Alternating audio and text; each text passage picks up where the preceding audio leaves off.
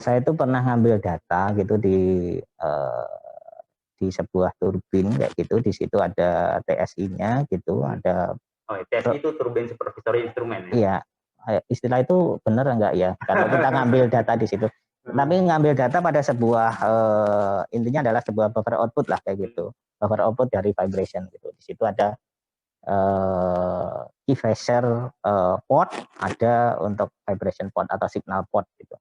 Ketika kita ambil data, ternyata alat ukur kita itu tidak bisa membaca sinyal yang datangnya dari key phaser port gitu. Key phaser, oke. Seharusnya karena alat ukur kita apabila bisa membaca itu akan menunjukkan RPM-nya. Tetapi hal ini ternyata tidak bisa, tidak bisa membaca gitu.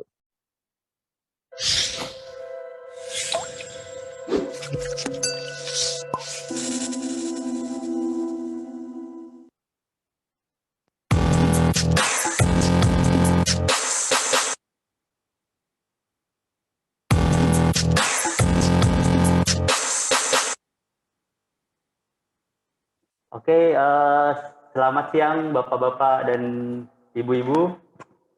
Ketemu lagi dengan kita tim Tiara Vibrasindo Pratama di Ngobrol bareng Tiara siang hari ini.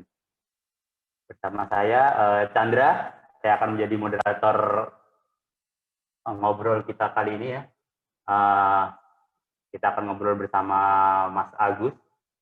Nah, ini. Selamat siang Bapak Ibu. Oke. Coba Mas Agus jelaskan posisi Mas Agus di Tiara ini sebagai apa gitu. Oh gitu. Alhamdulillah ya. Bismillahirrahmanirrahim. Assalamualaikum warahmatullahi wabarakatuh, Bapak Ibu semua. Perkenalkan nama saya Agus Supriyadi, tepatnya di sini. Saya sudah join di perusahaan ini sekitar berapa tahun ya Pak Chan ya? Masih ingat nggak? Lebih ya. Kira-kira ya itulah. Karena kita kan sebenarnya masuknya hampir bareng ya. Waktu itu tahun 2008 atau 2009. 2009 awal Pak Chan masuk, kemudian di sekitar Oktober 2009 saya juga masuk. Jadi saya sudah hampir sekitar 11 tahun di perusahaan ini gitu. Mulai dari saya masuk, saya tidak pernah berganti tim, selalu berada di tim project. Jadi selama itu saya bersama tim saya mengerjakan pekerjaan-pekerjaan yang lebih banyaknya terlibat di condition monitoring, utamanya adalah vibration. Seperti itu Pak Cak. Oke. Fans Rossi bagus.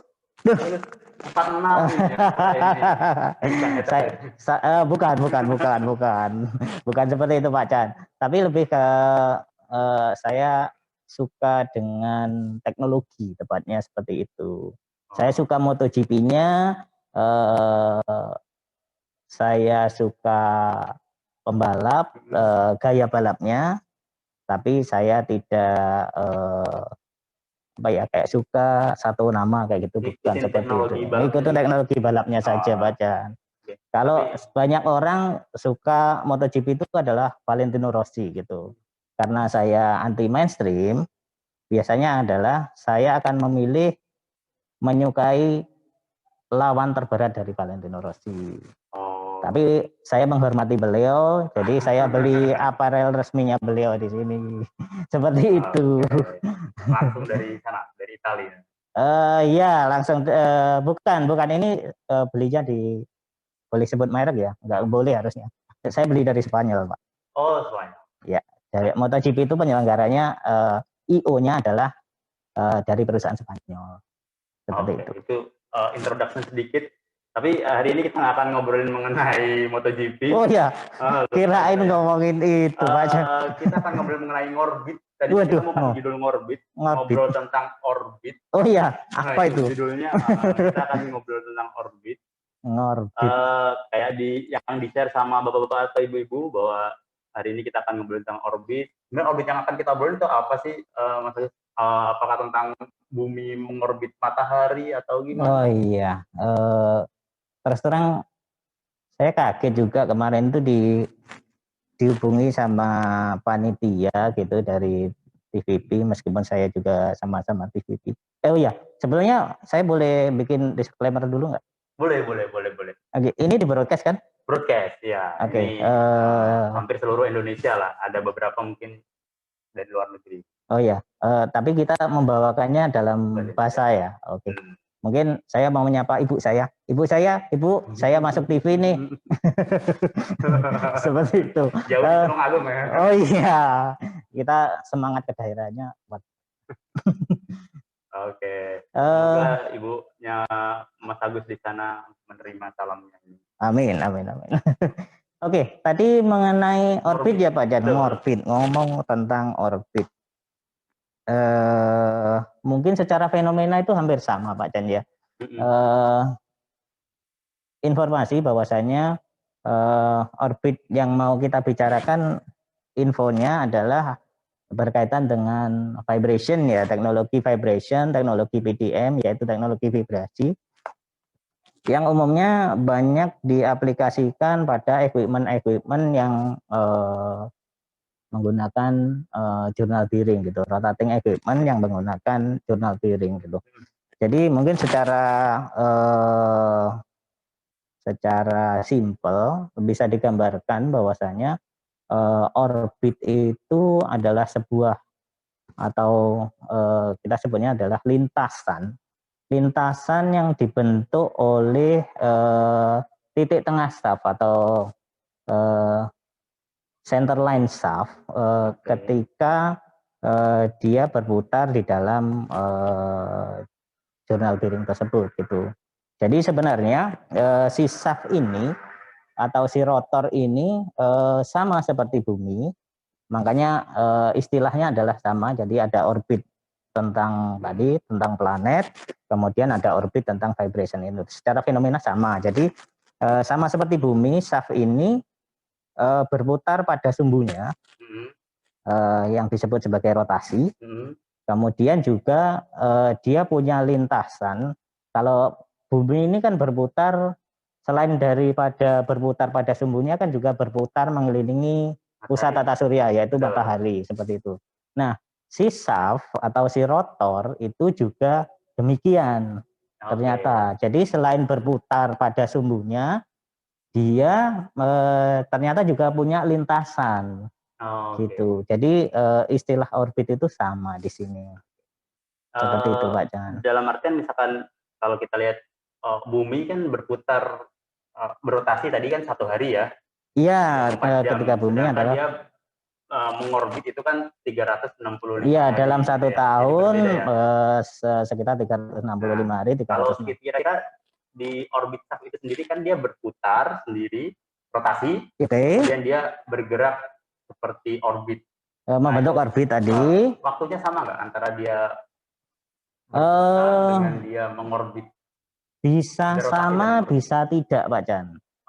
Jadi itu bisa sama, bisa tidak. Tetapi di sini yang perlu digarisbawahi adalah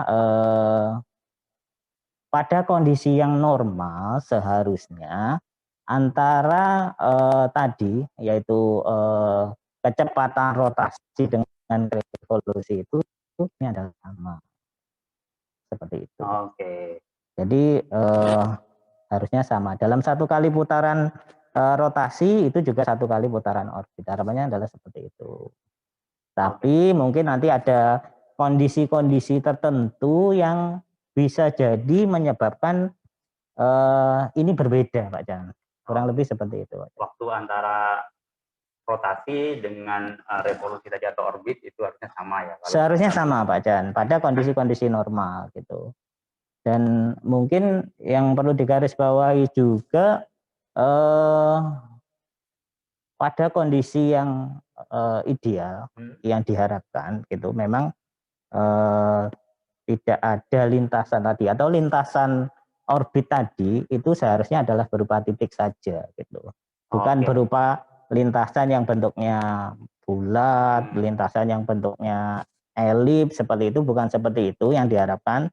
meskipun pada kenyataannya itu tidak terjadi. Jadi harapannya memang lintasan tadi hanya berupa titik saja. Karena ketika lintasan itu adalah berupa titik, artinya adalah vibration-nya atau nilai vibrasinya adalah sangat kecil sekali, Pak Chan. Oh ya. Seperti itu kurang lebih. Oke. Sebentar. Bro Charles ini kok tanya-tanya saya ini. Kenapa? Kan hari ini tugas saya menjadi penanya. Jadi saya dapat mewakilkan teman-teman di industri nanti pertanyaan-pertanyaan. Oh gitu. Tapi mungkin disclaimer dari saya juga. Pertama mungkin bahasa Inggris saya kurang bagus Pak Chan. Jadi secara pronunciation beberapa istilah saya, istilah yang saya sampaikan terkait dengan istilah-istilah yang mungkin tidak bisa di bahasa Indonesia akan kurang jelas. Itu yang pertama. Kedua adalah Pak Chan ini kan juga secara ilmu vibration kan juga cukup oke gitu. Literasinya bagus. Meskipun secara experience mungkin banyak kan saya gitu di lapangannya gitu. Jadi kalau saya literasinya kurang bagus nih, karena saya terus terang saya itu tipenya adalah susah membaca, Pak Chan. Jadi saya tidak jarang baca. Kalau Pak Chan kan bacanya bagus gitu. Kalau saya sukanya lihat gambar, Pak Chan. Saya sih ya, dibacanya mana yang butuh gitu. Iya, dicari yang kira-kira di halaman berapa yang ada. Kurang lebih seperti itu. Oke, gimana. Jadi mungkin nanti ya kita kolaborasi aja lah. Mungkin saya akan menjawab berdasarkan referensi pengalaman saya selama ini. Mungkin Pak Chan juga bisa menyampaikan secara literasi, dari literasi yang ada atau dari referensi yang ada itu seperti apa. Mudah-mudahan ini bisa jadi apa ya? Jadi sesuatu yang bermanfaat gitu bagi mungkin Bapak Ibu yang hari ini menerima broadcast kita. Karena mungkin Pak Chan punya atau pernah dengar tentang falsafah Jawa. Saya orang Jawa, asli Lamongan. Oh iya, orang Jawa juga ternyata. Tapi bukan, nggak mengerti lah. Oh gitu. Gimana Bro Charles ini? Jadi ada falsafah Jawa yang menyatakan bahwasanya urip itu urup. Urip itu adalah hidup, urup itu adalah menyala atau menerangi gitu. Jadi jadilah bola lampu yang menerangi sekitarnya. Jadi hidup itu tujuannya adalah bermanfaat. Jadi harapannya apa yang kita lakukan hari ini itu adalah bermanfaat bagi yang lainnya. Itu secara teorinya seperti itu. Sinilah gitu ya. Kalau kita mungkin di sini lah. Kita di sini aja. Kita nyenter aja.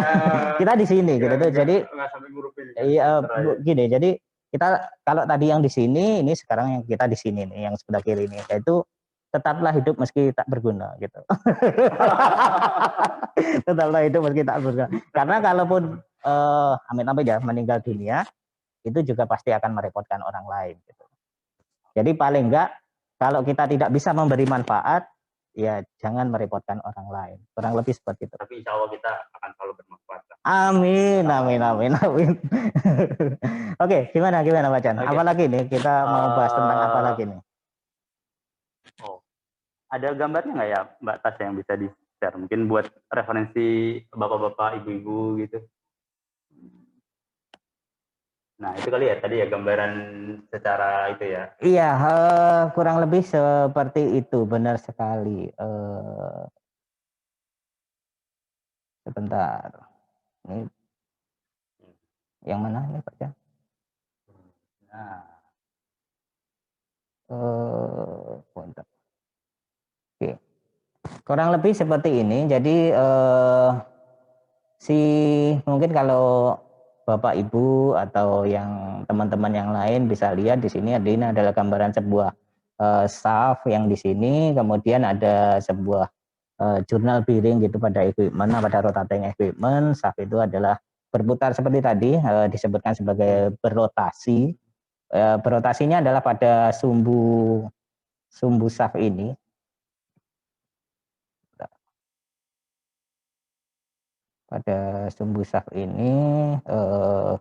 sumbunya adalah yang di sini, di situ. Selain itu juga ternyata pada kondisi-kondisi tertentu dia juga berevolusi gitu, jadi membentuk lintasan ini gitu. Lintasan ini adalah yang kita sebut sebagai tadi orbit gitu. Orbit itu adalah yang ini tadi sebentar. Jadi ini adalah orbitnya. Orbitnya adalah ini, betul sekali. Tadi bilang bahwa orbit itu biasanya kita bisa lihat dari jurnal Biring gitu ya. Berarti setiap ada jurnal Biring itu akan menghasilkan orbit yang berbeda-beda ya? Atau ya? Apakah selalu menghasilkan orbit dulu? Mungkin pertanyaannya ke arah situ dulu, betul. Jadi apakah semua equipment yang atau rotating equipment di mana rotornya itu ditumpu oleh jurnal Biring selalu akan menghasilkan orbit kalau kita dapatkan data vibrasinya gitu. Mungkin terkait dengan ini bisa terkait dengan instrumentasi yang ada. Jadi orbit itu adalah didapatkan ketika instrumentasi kita yang utamanya sensor itu adalah ortogonal, artinya adalah dia tegak lurus dipasangnya. Jadi harus lebih dari satu, Pak Jan. Oh gitu. Sensornya harus lebih dari satu dan dipasangnya adalah ortogonal atau tegak lurus. Kemudian 90 derajat berarti ya? Iya, tegak lurus itu 90 derajat Pak Jan. Bro Chan ya. Bro Charles kan namanya. Karena kita ternyata 11 tahun kerja di perusahaan yang sama, tapi nggak pernah satu proyek kayaknya. Nggak pernah. Nggak pernah satu proyek. Kita jalan, kalaupun jalan bareng itu bukan karena proyek. Oh iya, itu jangan diceritakan, nanti bos-bos kita tahu nanti. Oke, jadi tadi bagaimana orbit itu didapatkan adalah ketika ada dua sensor di sini yang dipasang secara ortogonal tegak lurus. Yang kedua adalah koplanar. Koplanar itu adalah dia dalam satu sumbu gitu atau satu bidang gitu. Oh iya. Jadi taruhlah gambarnya adalah seperti ini bisa ditunjukkan nggak gambar saya ini ke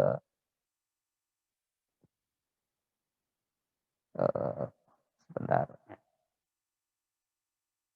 Masih loading. Oke. Nah, ada dua sensor dipasang koplanar dan ortogonal. Jadi pertanyaan berikutnya adalah apabila misalnya nih, berarti kan tadi dipasangnya adalah X dan Y ya, atau horizontal dan vertikal seperti itu dalam satu bearing. Jadi orbit itu seharusnya adalah didapatkan dari sensor yang ada di satu bearing dan pengukurannya harus simultan. Jadi antara misalnya tadi kita pasangnya adalah X dan Y seperti itu ya, harus ngambil datanya adalah data itu masuk secara simultan atau berbarengan gitu. Pertanyaannya adalah bisa nggak kita mendapatkan orbit, misalnya sumbu X-nya di bearing 1 nih, sumbu Y-nya di bearing 2. Ya nggak bisa dong. Secara instrumentasi kita bisa dapatkan, tapi itu bukan gambaran sebenarnya. Oke. Bukan gambaran sebenarnya. Jadi, gitu. Kalau di software gitu ya, kita bisa lihat aja hasilnya. Bisa gitu aja gitu. Tapi sebenarnya bukan orbit. Bukan gambaran sebenarnya, karena dalam bukunya Bapak Bentley itu disebut. Baca juga. Yang tebel ini loh. Iya. Punya coklat biru. Iya, dalam bukunya Bapak Bentley ini menjelaskan bahwasannya orbit itu adalah gambaran dari gerakan dinamik rotor dalam dua aksis. Jadi dua aksis. Gambaran dinamiknya seperti apa gitu. Makanya tadi disebutkan untuk mendapatkan orbit itu kita biasanya menggunakan dua sensor ortogonal koplanar. Sekarang pertanyaan lagi. Kalau di jurnal Biring itu kita pasang akselerometer yang ortogonal juga gitu yang koplanar juga. Koplanar juga bisa kita dapatkan orbitnya. Kembali lagi sebenarnya ke filosofi orbitnya tadi ya, yaitu adalah gambaran lintasan yang dibentuk oleh titik tengah sub atau sub-center light ketika dia berevolusi. Gitu. Nah, ketika kita memasang accelerometer atau velocity transducer, kemudian kita ambil data pada casing, di mana ada dua sensor X, Y atau horizontal, vertikal secara simultan gitu. Secara instrumentasi sekarang kan canggih ya Pak Chan ya. Kita bisa integrate itu ke unit velocity atau displacement, atau di sini lebih tepatnya adalah displacement gitu. Kita bisa dapatkan orbitnya Pak Chan, tetapi sekali lagi ini belum tentu menggambarkan adalah lintasan yang dibentuk oleh titik tengah shaft tadi. Kurang lebih seperti itu Pak Chan. Jadi secara grafik kita bisa mendapatkan itu gitu. Tetapi bagaimana menginterpretasikannya itu mungkin jadi pertanyaan berikutnya gitu. Artinya itu bukan lagi orbit dari shaft gitu ya. Betul, ada memang betul. Gambar orbit gitu ya, tapi ada gambar orbitnya. Gitu. Betul. Oh iya, satu lagi instrumentasi tadi selain daripada dua sensor, kita juga membutuhkan apa ya? Sensor iya terpaksa sebut merek ya, key phaser gitu. Iya, key pulse atau once per revolution nodes gitu. Itu butuh itu untuk mendapatkan apa yang kita sebut sebagai orbit atau dalam bahasan ini gitu, pada bahasan ini gitu. Jadi berarti butuhnya 3 sensor di sini. Sensor vibration untuk X dan Y, kemudian 1 sensor untuk once per revolution marker, kurang lebih seperti itu gitu. Apalagi Pak Chan kira-kira bahasan kita ini? Oke, ini coba saya lihat. Saya agak contekan sedikit. Waduh, pertanyaan ternyata saya Bapak ini nyontek ini, Bro Charles. Oke, tadi ngomongin mengenai key phaser ya, atau key pulse tadi ya, yang untuk salah satu referensi itu ya. Kadang-kadang ada juga di TSI itu sensor RPM itu. Oh iya, betul. Bisa kita pakai nggak? Sensor RPM. Nah, ini juga pengalaman juga dari teman-teman saya dan saya utamanya.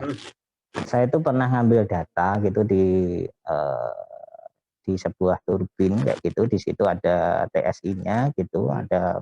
Oh, TSI itu turbin supervisory instrument ya? Iya, istilah itu benar enggak ya? Kalau kita ngambil data di situ. Tapi ngambil data pada sebuah intinya adalah sebuah buffer output lah kayak gitu. Buffer output dari vibration gitu. Di situ ada key phaser port, ada untuk vibration port atau signal port gitu.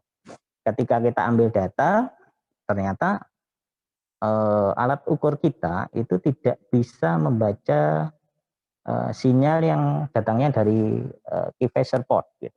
Key phaser, oke. Seharusnya karena alat ukur kita apabila bisa membaca itu akan menunjukkan RPM-nya. Gitu. Tetapi hal ini ternyata tidak bisa membaca gitu. Kemudian kami konfirmasi ke yang punya mesin gitu, bagian instrumen. Ternyata disampaikan sensor key phaser-nya rusak Mas, gitu. Diceritakan di situ. Sensor key phaser-nya rusak. RPM-nya di alat kita nggak kebaca gitu, tetapi di kontrol mereka itu RPM-nya tetap ada gitu. Ini menjelaskan bahwasanya memang sensor ini mungkin bisa sama ya sensornya ya, karena umumnya key phaser ataupun sensor speed itu menggunakan proximity probe, tetapi aplikasinya beda gitu. Aplikasinya beda. Kalau key phaser itu sebenarnya adalah murni untuk once per revolution marker. Jadi untuk mengukur sudut sebenarnya lebih tepatnya itu. Kalau sensor speed meskipun dia sama-sama proximity probe, biasanya dia akan mensensing sebuah semacam gear seperti itu Pak Chan. Dia akan menghitung, betul. Akan menghitung itu. Dan umumnya adalah sensor speed ini lebih dari 1. Jadi dia punya backup karena speed ini akan jadi inputan dari sebuah protection system. Karena apabila turbin itu overspeed kayak gitu, dia akan pasti akan memerintahkan kontrol untuk ini kondisi yang tidak aman akan dimatikan seperti itu. Ya, jadi overspeed protection tadi. Iya, jadi kalau kembali ke pertanyaan adalah apakah kita bisa ngambil data untuk mendapatkan orbit itu dari sensor speed? Saya rasa tidak bisa. Oke. Jadi mau nggak mau dari keyphaser gitu. Betul sekali, Pak. Kalau nggak ada keyphaser kita ganti pakai apa ya? Nah itu dia. Kalau tidak ada keyphaser, tidak ada keyphaser, sebenarnya kita kalau hanya mendapatkan bentuk orbit yang tidak terfilter, itu mungkin bisa tanpa once per revolution marker.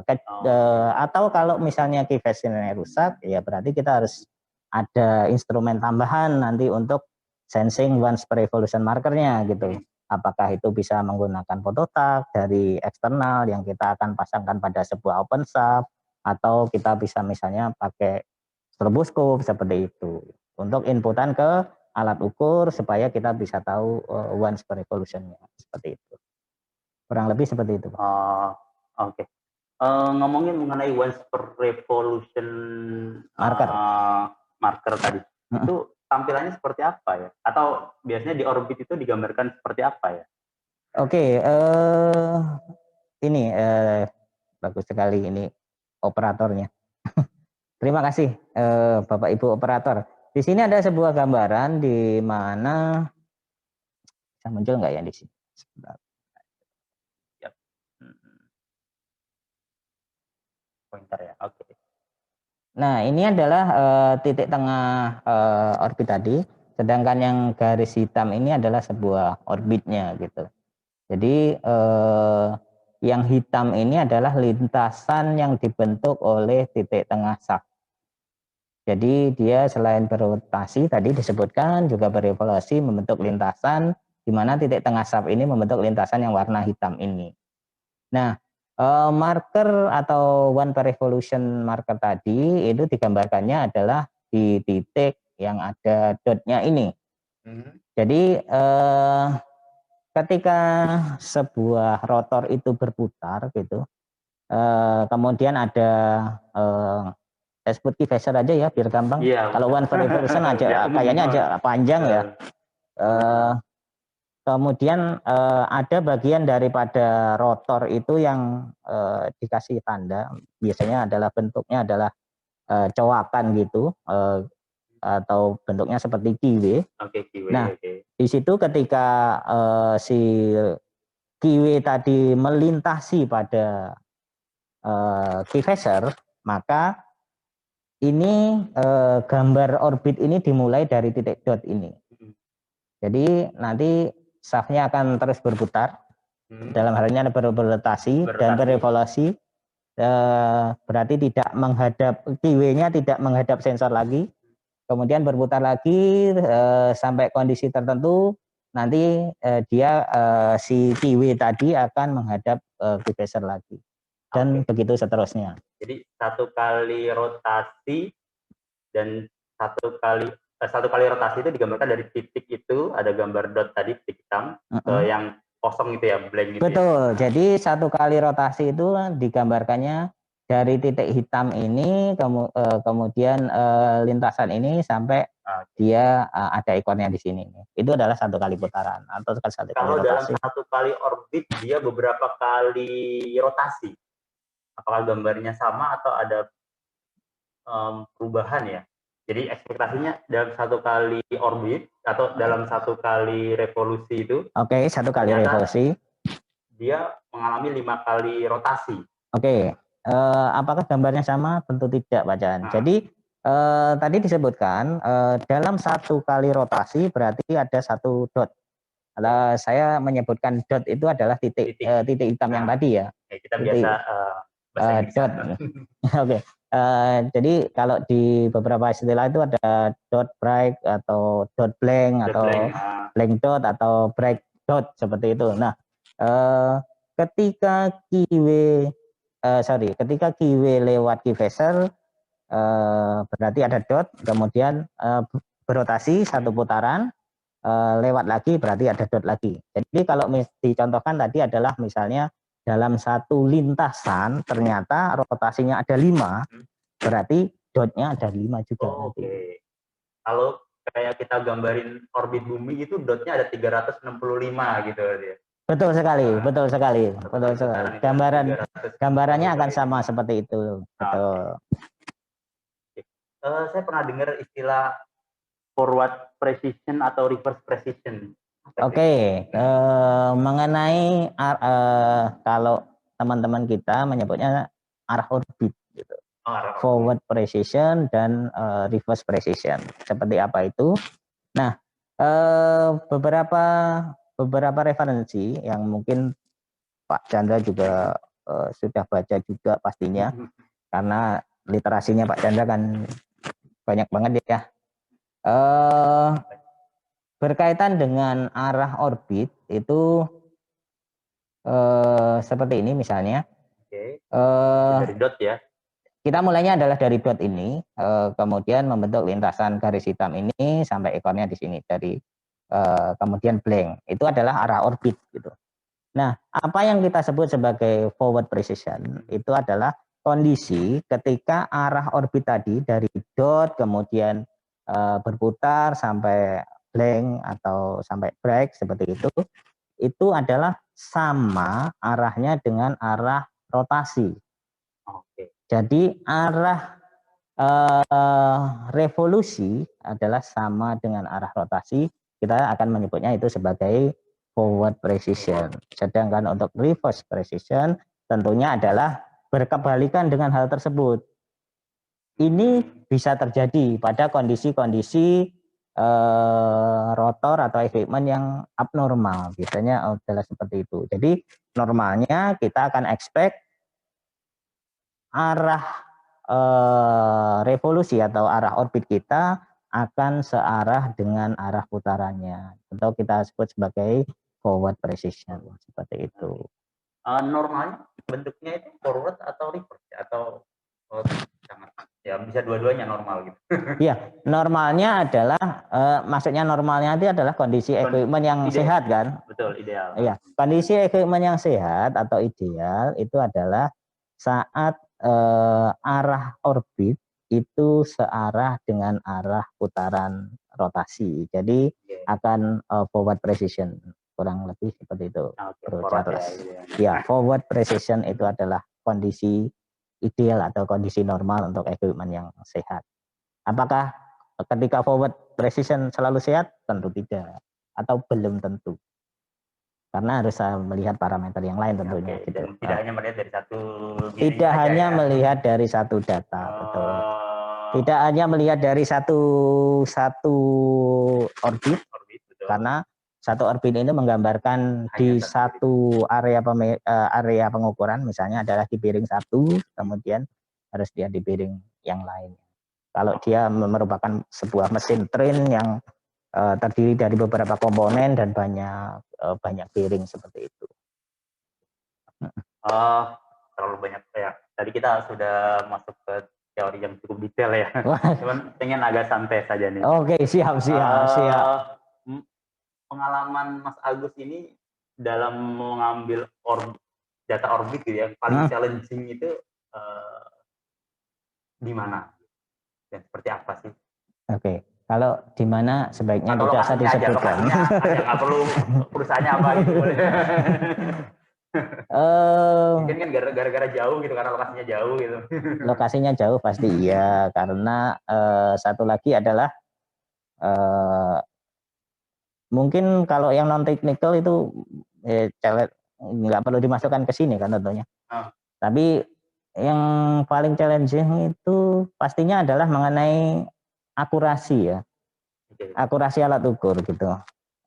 Itu yang pertama, karena pastinya PDM ini sebenarnya kan sangat rely on trending, tetapi tidak dipungkiri juga kita butuh akurasi sebenarnya. Nah, kondisi-kondisi tertentu mungkin akan menyebabkan akurasinya jadi kurang baik, Pak Jan. Jadi itu yang menyebabkan dari sisi pengambilan datanya juga kurang nyaman buat kita. Kemudian dari sisi nanti yang menganalisa datanya juga bisa jadi akan butuh banyak tambahan informasi terkait kondisi tadi gitu. Jadi challenge-nya di situ sebenarnya. Kalau challenging non teknikal yang tidak berkaitan dengan ini, wah, lokasi, waktu, alat. Nah, itu nggak dimasukkan ke situ. Ngomongin mengenai akurasi tadi ya. Atau ya data-data yang didapat gitu. Kalau kita melakukan trending orbit dalam kondisi steady state atau dalam kondisi equipment itu beroperasi normal, itu ada perubahan nggak terhadap orbit atau pernah punya pengalaman gitu ada orbitnya berubah gitu atau keseringannya ya kan sama gitu untuk setiap diri. Yang harus digarisbawahi sebenarnya adalah steady state itu seperti apa? Steady state dalam artian dia beroperasi dan tidak berubah kondisi RPM-nya. Kalau hanya RPM-nya bisa jadi akan berubah. Maksudnya orbitnya akan bisa jadi berubah. Karena sebenarnya lintasan yang dibentuk oleh si shaft ini atau kita sebutnya sebagai orbit ini sebenarnya sangat sensitif gitu.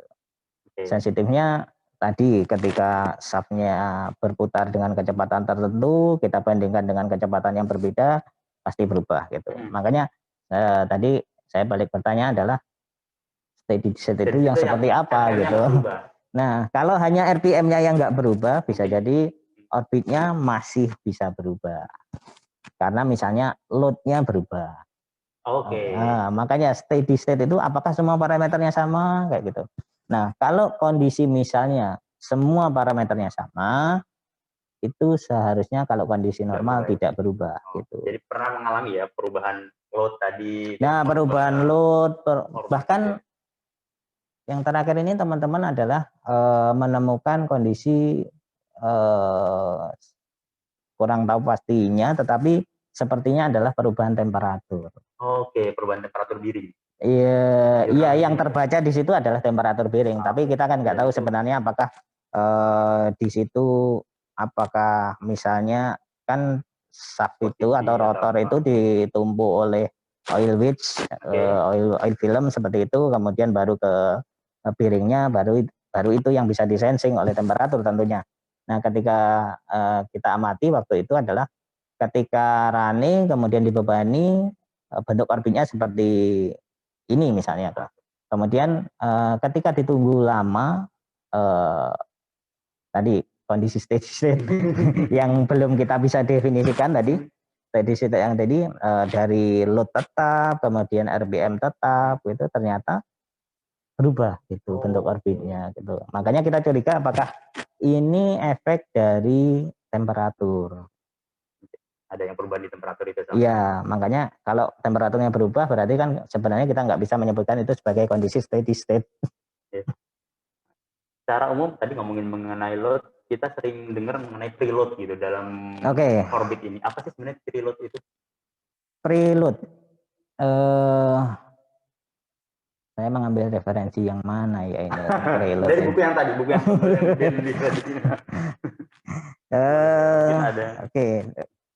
dari ini saja karena ada pesan sponsor nggak ini? Nggak ada ya. Barangkali mau endorse saya gitu. Barangkali mau endorse disebutkan di sini gitu. Nah, preload itu seringkali diasosiasikan dengan load yang bekerja pada rotor tersebut. Jadi kalau di salah satu vendor training itu disebutkan preload itu nilainya antara 0 sampai 1, di mana rumusnya adalah 1 dikurangi dari clearance bearing dibagi dengan clearance pad-nya gitu. Nah, ini akan menunjukkan atau membuat nanti bentuk orbit kita menjadi bervariasi. seharusnya kondisi atau bentuk orbit itu kan titik, tadi saya sebutkan di depan, berarti dia vibrationnya 0. Yang tidak vibrationnya 0. Kalau dia punya vibration, berarti harapannya adalah berbentuk lingkaran. Lingkaran yang bulat gitu ya, lingkaran yang bulat gitu. Nah, ketika nanti ada prelude, itu nanti menyebabkan bentuk lingkaran ini tidak bulat lagi. Bisa jadi akan berbentuk seperti elips atau bahkan berbentuk sebuah garis. Nah, itu adalah efek dari prelude gitu.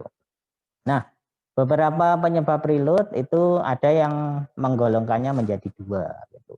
Ada internal prelude, kemudian ada external prelude gitu. Internal prelude disebutkannya misalnya pengaruh dari massa sendiri atau gravitasi. Itu bisa disebutkan sebagai internal prelude. Kemudian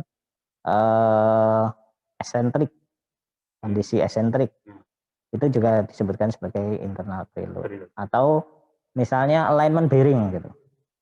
Kalau tuh iya alignment bearing kan ya jadi atau disebutnya level bearing antara misalnya DE dengan NDE, beliau kedua bearing ini levelnya tidak sama, itu akan menyebabkan kita sebut sebagai internal prelude juga gitu.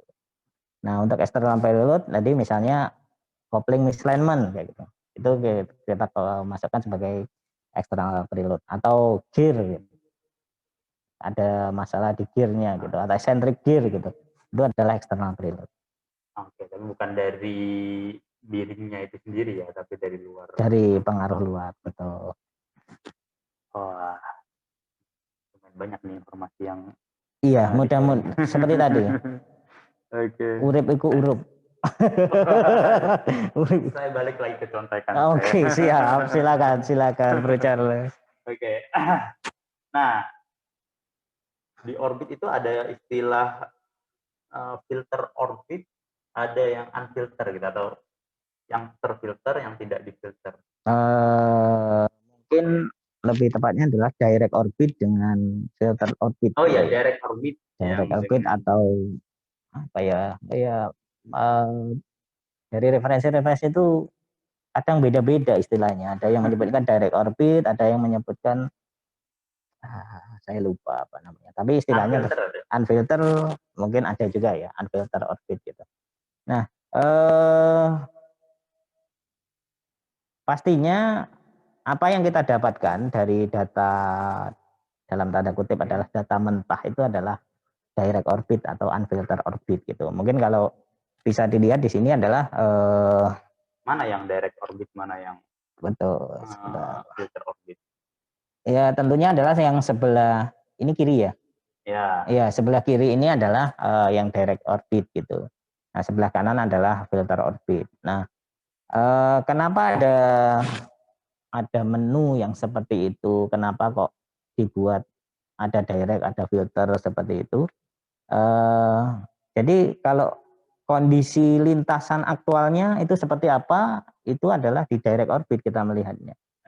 Di direct orbit. Sedangkan di filter orbit itu adalah kita pengen mengetahui efek di single atau beberapa frekuensi yang ada gitu.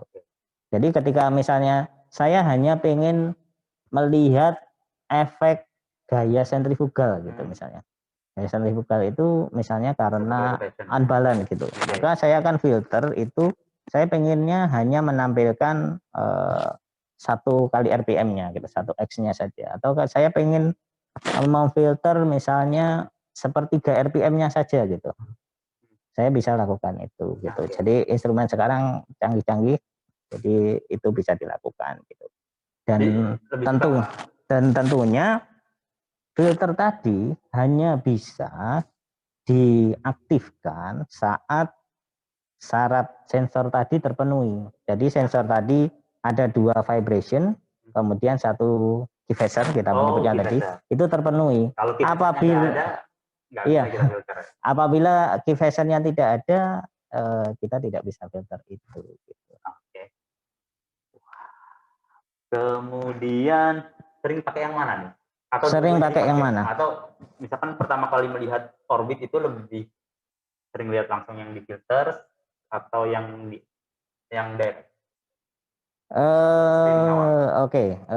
Pastinya Bapak Ibu kemudian teman-teman kita juga itu malas melihat cacing yang di direct orbit ini karena bentuknya akan sangat kacau sekali. Ini contohnya lumayan oke lah gitu, gambarnya lumayan jelas gitu. Nah, saran mungkin kalau kita melakukan analisa terhadap sebuah rotor, tentunya harus dilihat juga direct orbitnya seperti apa. Kemudian kalau kita pengen spesifik melihat masalah-masalah yang lainnya, silahkan difilter sesuai dengan filter-filter. Ya, tetap dua-duanya. Apakah prefer menggunakan 1X atau 2X atau yang lainnya, itu dikembalikan lagi. Karena bisa jadi pilihan filter tadi dalam menampilkan report ya, kita kembali kan kita orang project biasanya ngambil data, kemudian menampilkan report, menampilkan data dalam sebuah report itu mau menunjukkan sesuatu itu kan harus kita pilih apa yang mau kita tunjukkan gitu. Tentunya adalah yang memberikan informasi gitu. Nah, biasanya adalah direct filternya ditampilkan, kemudian dari situ nanti kita akan curiga apakah ini efek misalnya 1X, efek karena frekuensi behavior tertentu. Nah, filternya adalah mengikuti itu gitu. Nah, tadi saya sebutkan sebenarnya challenge atau tantangannya ya di sini. Kalau melihat direct orbit pastinya ya kayak sesuatu rambut ruwet lah kayak gitu, rambut ruwet gitu. Apalagi kalau kita set ini misalnya di sini kan sebenarnya ada orbitnya itu revolusinya banyak nih. Oh iya. Kalau kita lihat ini revolusinya banyak ya. Revolusinya ada nggak tahu, kita harus lihat atau menghitung garis dalam satu lintasan ini ya. Ini garisnya ada berapa, itulah jumlah revolusinya. Kita bisa kurangi itu atau kita bisa set. Di beberapa alat ukur kita bisa set itu. Jadi supaya tidak terlalu ruwet gitu misalnya kayak gitu. Nah, kita juga harus mewaspadai apakah ini real atau tidak. Itu yang susah sebenarnya. Real atau tidak itu maksudnya apa? Run out, apa ada hubungannya dengan run out tadi nggak? Yang kayak cacing kusut ini? Iya, ada hubungannya dengan akurasi yang saya sebutkan di awal, Bro Charles. Jadi terkadang masalah akurasi instrumen itu menyebabkan bentuk orbit ini jadi susah untuk dijelaskan atau susah untuk menggambarkan kondisi real rotor itu seperti apa. Gitu. Salah satu akurasi itu kan yang mempengaruhi adalah run out gitu ya. Iya, mechanical run out atau electrical run out itu yang akan mempengaruhinya, betul. Oke, apa sih sebenarnya run out itu di? Nah, run out kalau di pembahasan mengenai orbit ini bisa digambarkan atau bisa di apa ya, diartikan dalam diasosiasikan dalam kata-kata adalah ketidak sempurnaan pembacaan daripada sensor terkait dua hal tadi, apakah ini relate dengan mechanical atau electrical gitu. Kalau mechanical misalnya disebabkan karena kekasaran permukaan gitu. Nah, di situ mungkin API mempersyaratkan kekasaran permukaannya tidak boleh lebih dari 0,1 mil atau 0,1 tau atau sekitar 2,54 mikron. Standarnya API ya? Iya, API. By spec ini berdasarkan seperti itu. Kemudian efek karena bentuknya sentris gitu. Bentuk shaftnya sentris gitu.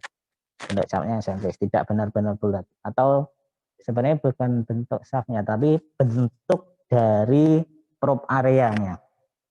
Karena kan sebenarnya yang disensing oleh si sensor ini kan sebenarnya hanya beberapa mili saja gitu. Nah, itu contoh-contoh mengenai, atau dia misalnya karatan atau ya kasar tadi. Itu contoh-contoh mechanical run out yang akan mempengaruhi dari akurasi pembacaan alat ukur yang nanti akan ditampilkan dalam orbit gitu. Nah, untuk electrical runout itu di beberapa referensi dijelaskan bahwasanya ini lebih ke jadi efek si rotor ini punya sifat medan magnet. Jadi karena sensor kita ini adalah proximity probe dengan prinsip kerja adalah dia eddy current ya. Eddy current itu akan sangat sensitif terhadap medan magnet gitu. Jadi kalau misalnya shaft atau probe area kita ini masih punya sifat medan magnet, hasil pembacaannya jadi akan tidak akurat lagi gitu. Oke. Karena sifat magnetik di permukaannya berbeda ya. Iya, dia punya sifat magnetik, kemudian ketika ujung dari proximity probe atau prox probe itu didekatkan ke shaft tersebut, ke rotor tersebut, kan nanti ada sebenarnya ujungnya itu adalah sebuah kumparan kan sebenarnya. Berarti kan kalau ada medan magnet berarti ada voltage yang bangkit lah kayak gitu.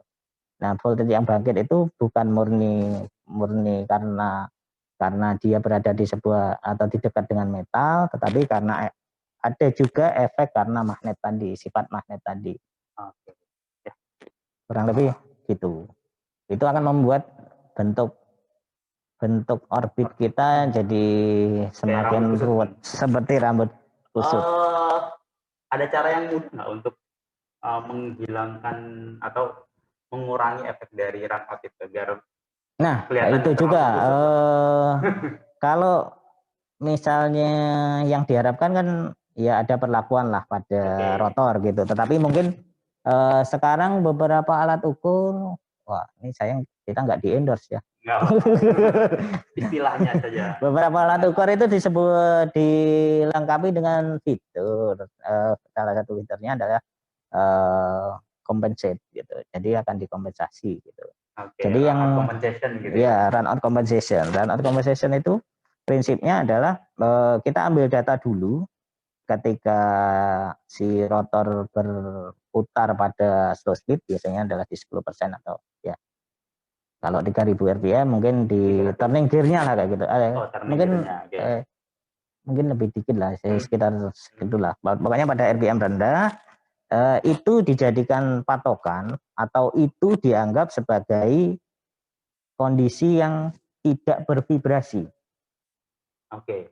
Jadi kita set baseline bahwasanya itu adalah kondisi ideal dan itu dianggap tidak bervibrasi. Nah, ketika speednya nanti dinaikkan, nah data baseline ini akan dikurangkan.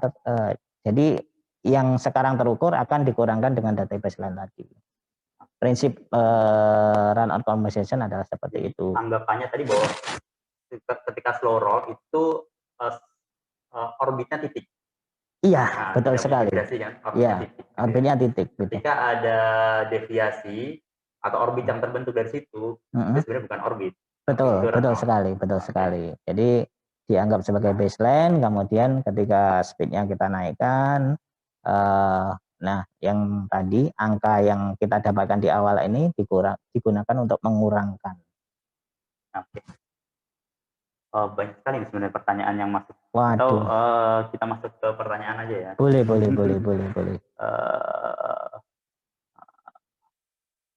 Mungkin saya pilih yang belum terjawab. Soalnya beberapa pertanyaan ini ada yang sudah dijawab juga. Baik tadi sudah dijawab ya, mungkin ran out. Kemudian ada yang bilang dia menggunakan sensor RPM, tapi untuk ambil data orbit. Saya balik lagi ke tadi ya. Betul sekali. Apakah sensornya ini mengukur satu node, iya satu node. Gear itu ya. Betul sekali. Kalau gitu. Seperti gear berarti nggak bisa dipakai. Kalau node bisa sekali. Betul sekali. Oke. Kemudian untuk menganalisis suatu orbit pakai filter berapa kali? Tadi sudah terjawab. Oke, jadi direct orbitnya dilihat dulu, kemudian kita cermatin kira-kira frekuensi berapa saja yang mungkin bisa jadi keanehan di sana atau bisa jadi finding di sana, kita khususkan ke filter orbit seperti itu. Oke, ini ada pertanyaan lagi. Dalam analisa orbit dengan pakai orbit of roll atau 1 kali RPM, maksudnya orbit of roll itu yang unfiltered? Iya, sepertinya adalah direct orbit atau filter orbit. Dua-duanya tadi jawabannya sudah dibahas iya, ya. Betul sekali. Kita pakai tetap dua-duanya. Kalau menerjemahkan orbit dengan 2 dot, tadi juga dibahas sebenarnya. Oke, artinya apa ya? 2 dot dalam sebuah orbit ternyata ada 2 dot. Seharusnya sih banyak dot. Harusnya di banyak dot gitu. Karena Bapak Ibu operator bisa ditampilkan yang ini enggak? Oke. Seperti ini gitu ya. Seperti tampilan ini. Ini kan pada sebelah kiri itu adalah direct orbit gitu. Meskipun kalau kita filter 1x misalnya di sini, sebelah kanan ini filternya 2x ternyata. Kalau kita filter 1x itu saya yakin ini jadinya seperti 1 dot gitu. Tapi sebenarnya ini adalah terdiri dari banyak dot gitu. Karena setiap kali revolusi meskipun dia membentuk satu dot, tetapi posisi dotnya kalau kita lihat berubah. Sebenarnya tidak selalu di satu titik. Gitu. Tidak selalu di satu titik. Pasti dia ada gesernya dikit. Gitu. Nah, kondisi yang menyebabkan kenapa kok tadi disebutkan muncul 2 dot gitu. Mungkin nanti bisa diperjelas apakah 2 dotnya itu muncul ketika di filter atau tidak gitu. Iya. Kalau misalnya filternya setengah X, dia pasti 2 dot. Gitu. Nah, kalau misalnya ternyata dot ini dicoret-coret bisa? Iya. Saya tunjukkan aja. Dot ini misalnya adanya pertama adalah di sini. Kemudian ada dot lagi di sini, ada dot lagi di sini, dot lagi di sini, dot lagi di sini. Ini artinya adalah kondisinya dalam satu kali lintasan si rotor berputar lebih dari 1 kali. Gitu. Kalau misalnya 2 dot berarti dalam satu lintasan dia berputar 2 kali gitu. Nah, 2 dot ini baiknya kalau kita bisa lihat live data.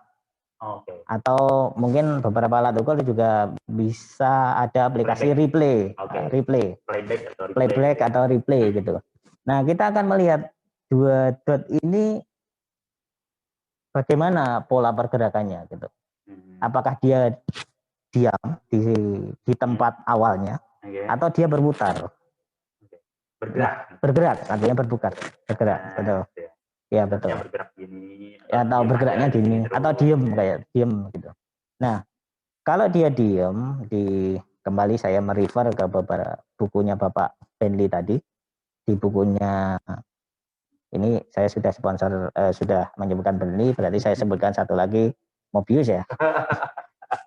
Sama kok interpretasinya kan sama kedua buku ini.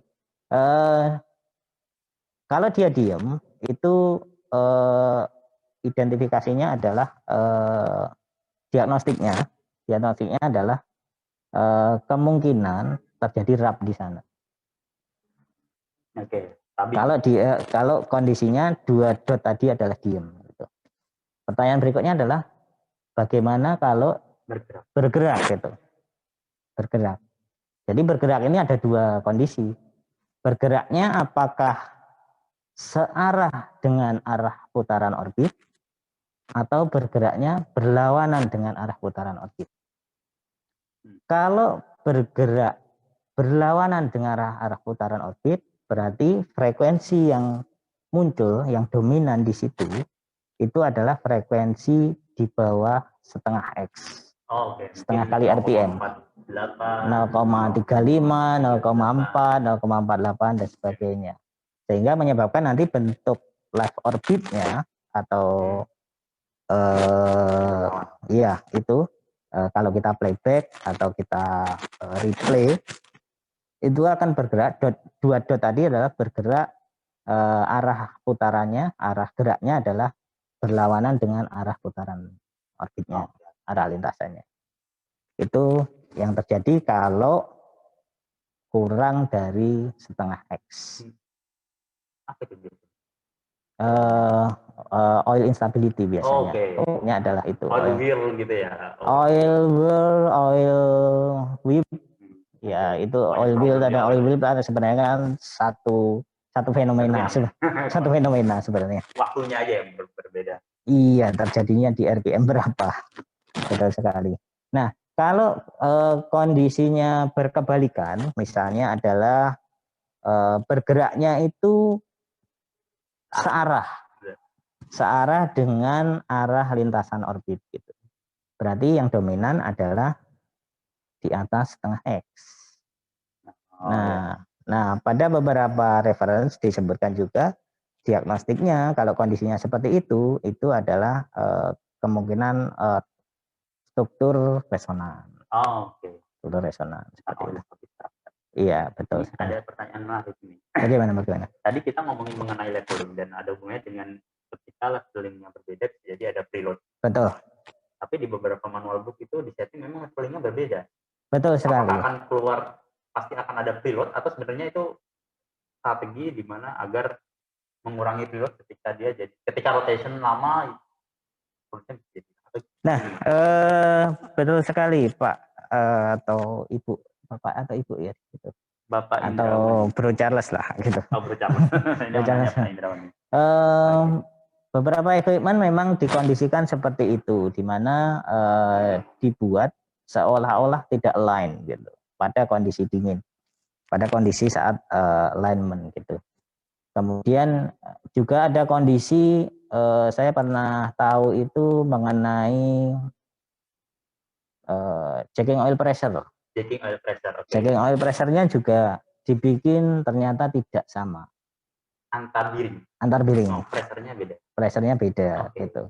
Nah, itu sebenarnya dari manufaktur sudah didesain sedemikian rupa sehingga nanti pada saat kondisi rated misalnya 3000 RPM 50 MW seperti itu adalah harapannya adalah dia pada kondisi yang ideal dengan preload yang kecil. Jadi itu sebenarnya bisa jadi menghilangkan strategi yang disebutkan oleh Bro Charles tadi itu adalah sebenarnya ya memang dari awal sudah didesain sedemikian rupa, sudah ada kajiannya bahwasanya ini nanti kalau beroperasi di rated akan seperti apa. Kemudian kita bandingkan saat misalnya kondisi diam. Sebenarnya perbedaan leveling ketika kondisi diam ini belum tentu terjadi ketika dia rated gitu. Siapa tahu ketika rated malah preload-nya berkurang. Betul sekali. Ketika dia kondisi diam gitu ya. Betul sekali. Itu hampir sama kayak kondisi saya sering sekali mengamati teman-teman ngambil data startup untuk gas turbin gitu. Gas turbin sebut saja merek X gitu ya. Itu rata-rata RPM-nya 14.900 atau 15.000. Cukup tinggi. Kemudian saat kondisi awal no load RPM-nya 15.000. Kondisinya dia adalah tidak stabil. Kondisi rotornya bisa diidentifikasi dari adanya oil stability pada orbitnya. Jadi kalau instability disebutkan tadi berarti ada dot ya, 2 titik tadi atau beberapa dot di sekitar lintasan tadi gitu. Nah, ketika misalnya kondisinya load-nya ditambah, ternyata itu hilang gitu. Berarti kan sebenarnya pada ini didesainnya memang bukan no load si mesin ini gitu, tetapi adalah didesain dengan load. Ketika belum ada load-nya, malah sebenarnya tidak stabil gitu. Betul sekali. Normal. Kondisinya malah tidak normal. Ketika sudah dikasih load, ternyata kondisinya membaik gitu. Beberapa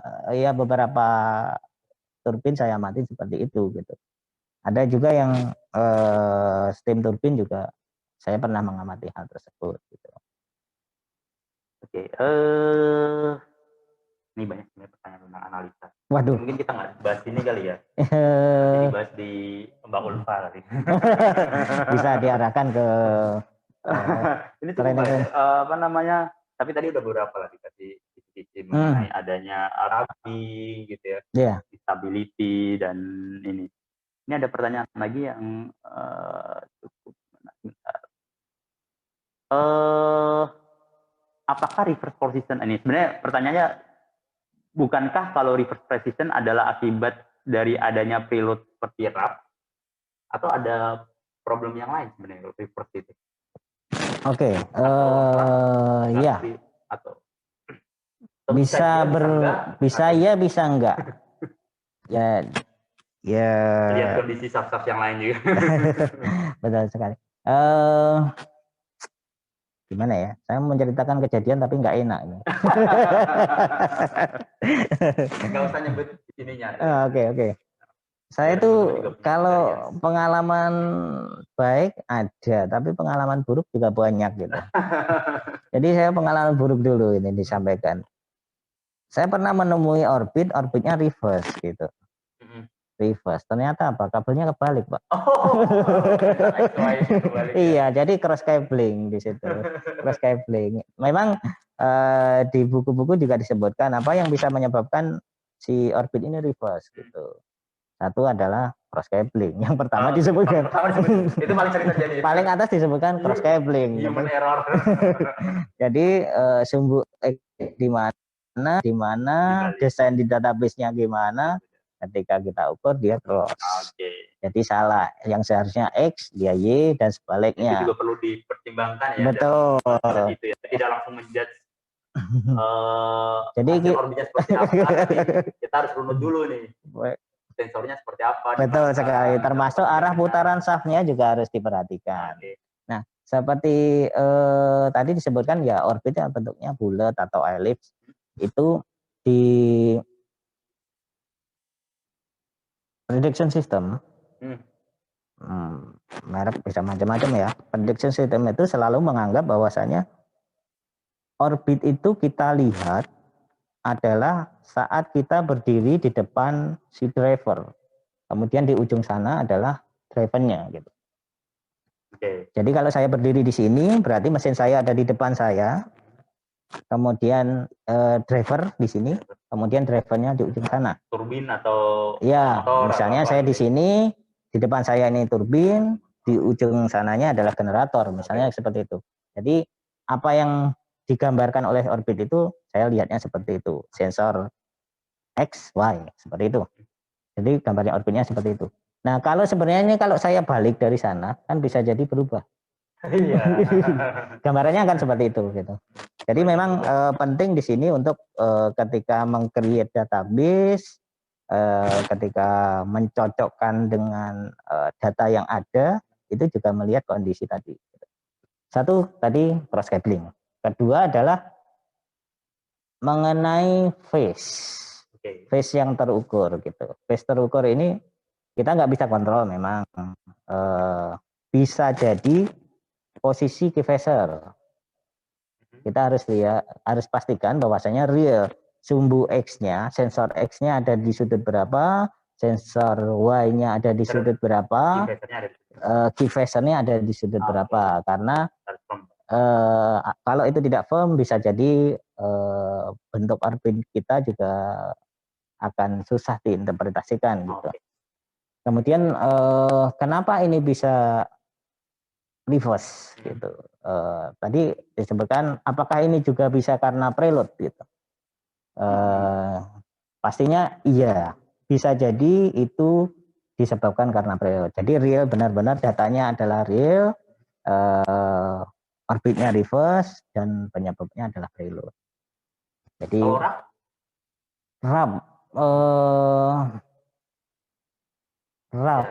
RAP kalau mungkin ini, jadi dua-duanya kombinasikan RAP itu akan membentuk outside loop. Jadi outside loop itu, jadi mungkin ada di dia dotnya mungkin lebih dari satu ya. Dotnya lebih dari satu. Kemudian ada satu area yang dia forward, ada satu area dia reverse. Oke. Jadi kondisi itu bisa terjadi gitu. Kita harus melihat beberapa jurnal biddingnya gitu ya, beberapa orbit dari beberapa bidding. Jadi ada bidding yang forward, ada bidding yang reverse gitu. Itu juga maksudnya gini, Bro Chan. Jadi ketika rap terjadi kan sangat dimungkinkan dotnya itu lebih dari satu. Ya, betul. Sangat dimungkinkan dotnya lebih dari satu. Setiap dot itu kan menggambarkan satu rotasi. Nah, ya. Nah, ada kalanya memang dia forward, ada kalanya dia reverse. Jadi itu sangat mungkin terjadi gitu. Makanya saya prefer kita melihat dulu bentuk direct orbitnya. Oke, baru kita filter.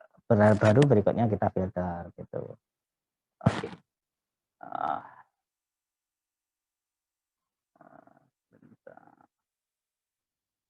Oke, waktu kita sudah jam 3.15. Oh gitu. 1 jam.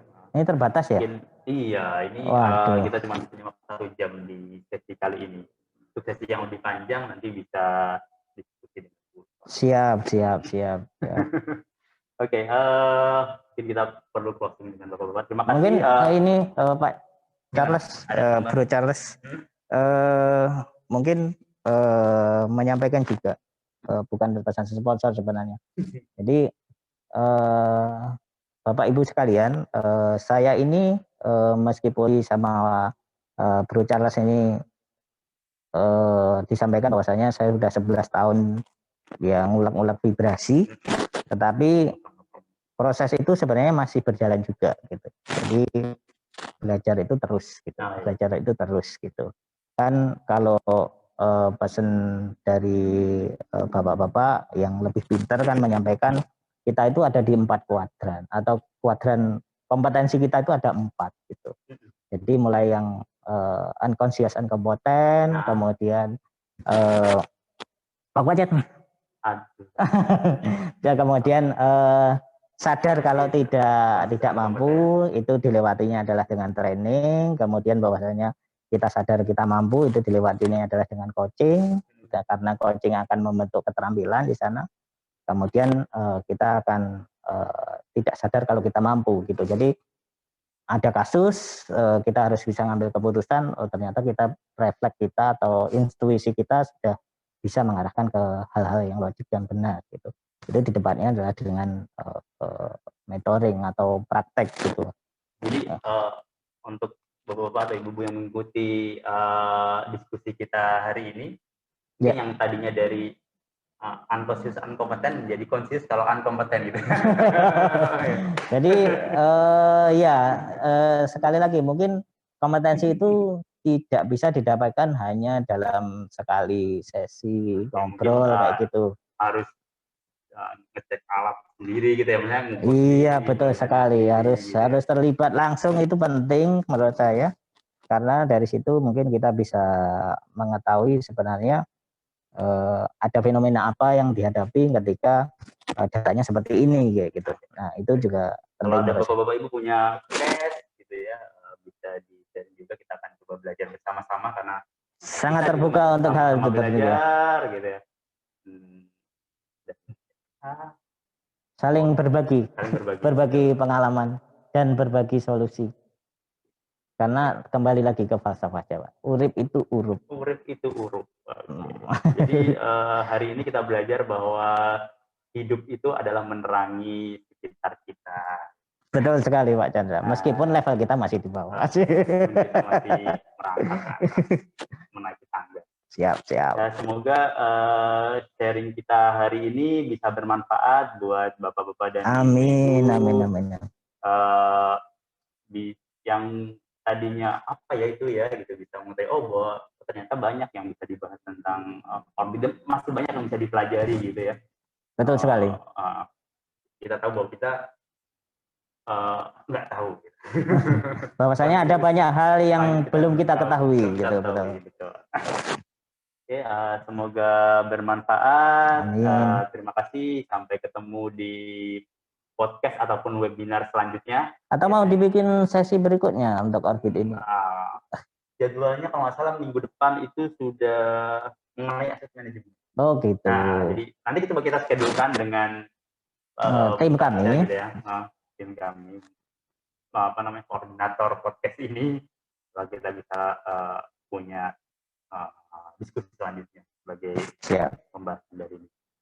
Oke, biasanya kalau nggak salah bentuknya podcast ini nanti kita akan sharing, tapi sharingnya hanya bentuknya suara. Oke. Nanti tidak ada apa medianya? Video, YouTube. Gitu ya. Medianya. Spotify. Nanti akan biasanya bapak-bapak atau ibu yang sudah mendaftar nanti akan dikasih link. Oke. Bentuknya file rekaman ya. Betul. Oke, siap. Oke, terima kasih. Sekian dari saya dan Mas Agus dan dari semua peserta yang terlibat. Saya tutup ngobrol kita hari ini. Terima kasih. Assalamualaikum warahmatullahi wabarakatuh.